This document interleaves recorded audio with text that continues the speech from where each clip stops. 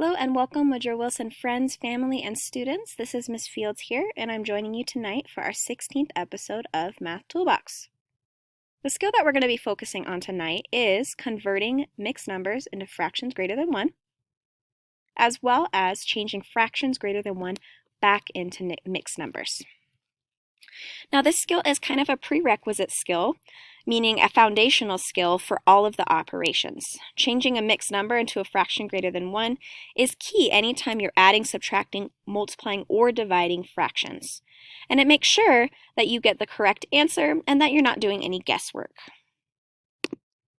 Typically, a mixed number looks something like this. On the left side, we have the number of wholes, and on the right side, we have the fractional part of our mixed number. What I like for my 5th graders to do is to actually illustrate the mixed number, because often this whole becomes something that's kind of ambiguous, and 5th graders leave it off, and whenever they're adding or subtracting fractions, they kind of just ignore the whole and they just worry about the actual fractional part, and then the whole is just never included. So one way that I like to drive it home that the whole is really important is conceptualizing this mixed number as food. Now, if these are 2 chocolate bars, and we want these 2 chocolate bars that are split into fourths, we know they're split into fourths because the denominator is 4. We want to make sure that we get the appropriate amount of chocolate because 1, chocolate is delicious, and 2, we want to make sure that our mixed number is accurately represented. Now, thinking about a whole chocolate bar, all of the parts would be represented in the fractional bar. Therefore, all of the parts would be shaded. This would represent the fraction 4 out of 4, or 4/4, and we know that that represents 1 whole because we could actually divide it. 4 divided by 4 equals 1. Now, looking at the fractional part of our mixed number, I see that it's 3/4. Represented visually, 3 out of the 4 parts of the chocolate bar are represented. So if we're thinking about chocolate, we've got a whole chocolate bar right here, and then we only have 3/4 of the chocolate bar right there. Another important thing to note is that these chocolate bars are split into fourths, like I said before, and you know how many parts your chocolate bar or your fraction is split into by looking at the denominator. And the denominator is always located at the bottom of the fraction. Taking a more technical approach into making this into a fraction greater than 1, fraction greater than 1 meaning that the numerator is bigger than the denominator, you do 2 steps. First step, you multiply the denominator by the whole, and then you add whatever that product is together with the numerator. This gives you your numerator, and the denominator right here gives you your denominator. That being said, 4 times 1 is 4. 4 plus 3 is 7. Now we know that our denominator is 4 because the denominator right here should match that one. And we know now that our numerator should be 7/4. That being said, these 2 fractions look different, but they're exactly equivalent, meaning they're equal in size. 7/4 is equivalent to 1 3/4.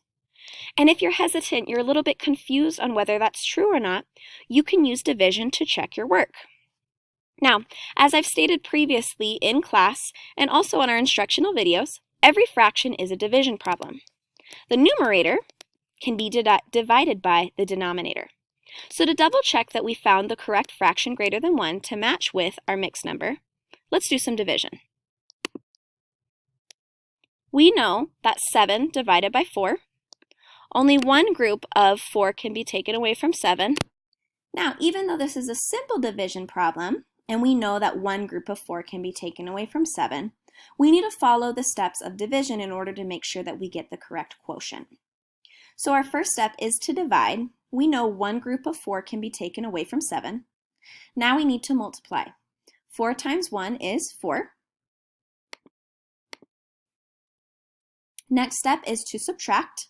7 minus 4. We get a difference of 3. Now here is where you make your fraction.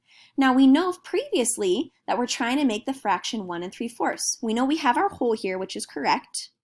This is the most important part in figuring out your mixed number and changing a fraction greater than 1 into a mixed number. You need to remember that the divisor over here, the number that you're dividing by, is your denominator. So before I even put together my mixed number, after I get my whole, I put my denominator right here as a placeholder to set myself up for success. Now the next step is you put your remainder as the numerator because that's the number of parts that are left, and your quotient is your mixed number. I see that my quotient is 1 3/4. That being said, 1 3/4 is equivalent to 7/4, and 7/4 is equivalent to 1 3/4. These two fractions are equivalent, however, they're represented differently. This is a mixed number, and this is a fraction greater than 1.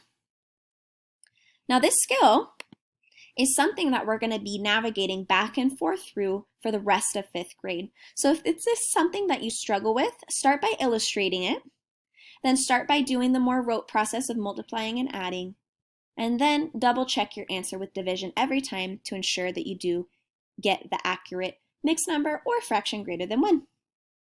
Thank you so much for joining me tonight. I can't wait to practice with you in the morning. Have a wonderful night.